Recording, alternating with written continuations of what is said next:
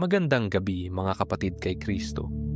Nasaan ka man ngayon sa mundo, dalangin namin na maramdaman mo ang kapayapaan, kagalingan at presensya ng Diyos.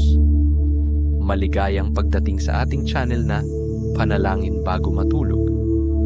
Kung ikaw ay pagod na, mahina, nag-aalala, may dinaramdam sa katawan, emosyonal na sugatan, o espiritual na nanghihina, ang panalangin ito ay para sa iyo.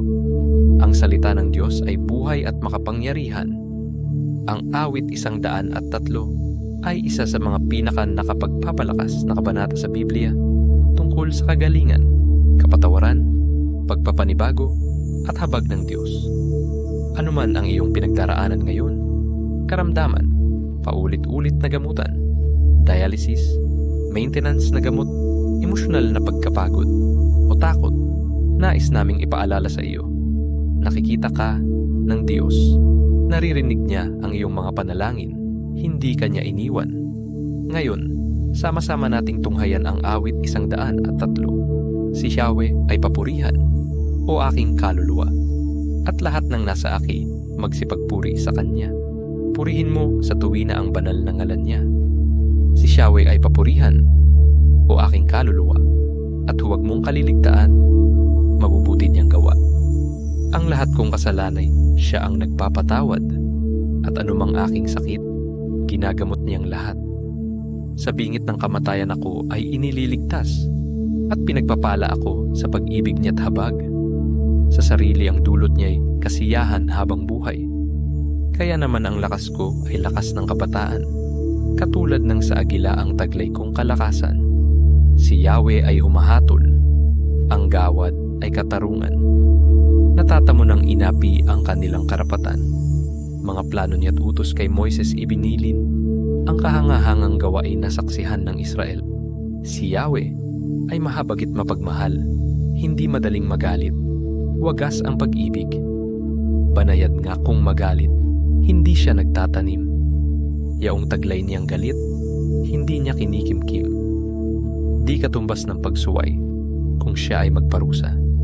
Hindi tayo sinisingil bagamat tayo'y may sala. Ang agwat ng lupa't langit, sukatin may hindi kaya. Gayon ang pag-ibig ng Diyos sa may takot sa Kanya.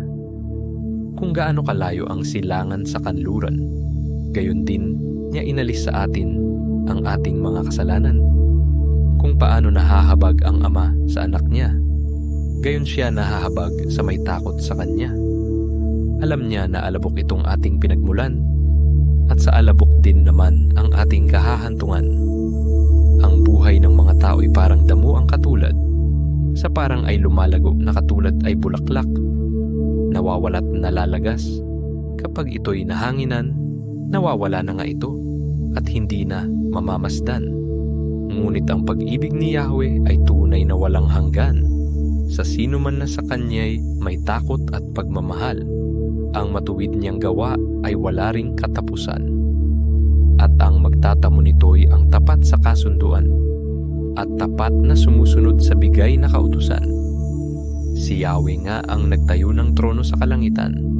Mula doon, sa nilikhay maghaharing walang hanggan. Pupurihin niyo si Yahweh, kayong mga anghel ng Diyos, kayong mga nakikinig, at sa Kanya'y sumusunod. Si Yahweh nga ay purihin ng buong sangkalangitan, kayong mga lingkod niyang masunurin kailanman. O purihin ninyo siya, kayong lahat na nilalang, sa lahat ng mga dakong naghahari ang may kapal. O aking kaluluwa, si Yahweh ay papurihan. Ama naming nasa langit, lumalapit kami ngayon sa iyo sa makapangyarihang pangalan ni Jesus. Panginoon, Ikaw ang aming manggagamot, kanlungan at kalakasan.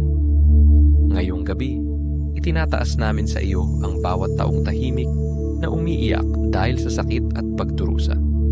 Hipuin mo ang bawat pasyenteng nasa ospital ngayon. Hipuin mo ang mga sumasailalim sa dialysis, chemotherapy, radiation therapy, operasyon, rehabilitasyon, laboratory monitoring, at iba't ibang gamutan. Panginoon, hipuin mo ang bawat bahagi ng kanilang katawan. Hipuin mo ang bawat organ, bawat ugat, bawat buto, bawat selula, at bawat sistemang nangangailangan ng kagalingan.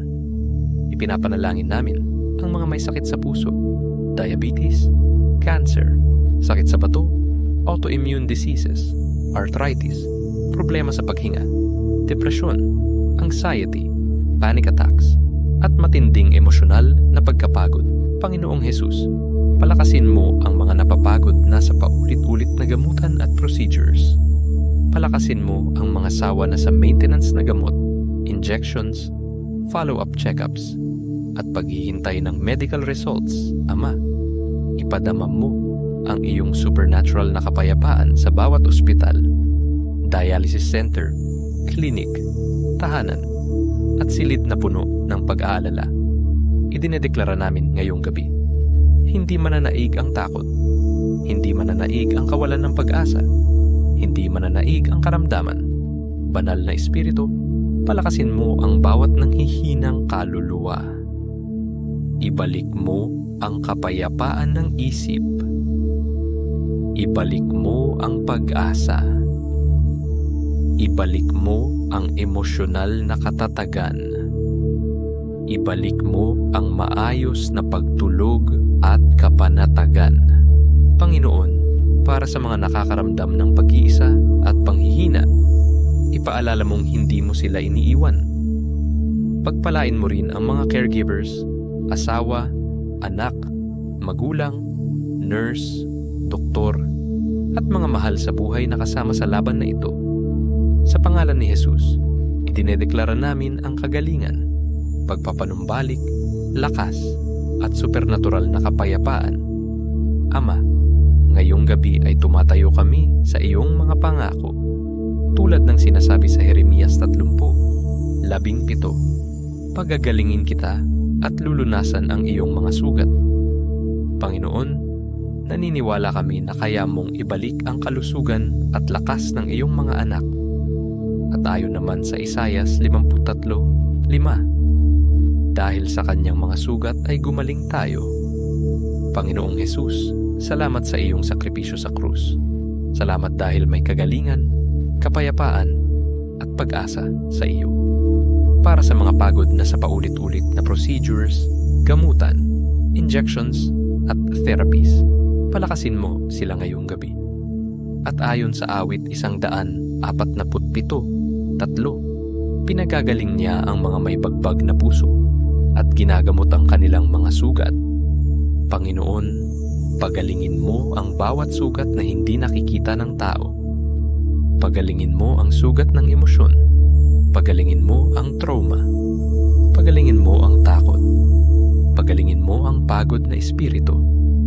At ayon sa Marcos 11:24, anuman ang hingin ninyo sa panalangin, paniwalaan ninyong tatanggapin ninyo ito at magiging inyo nga.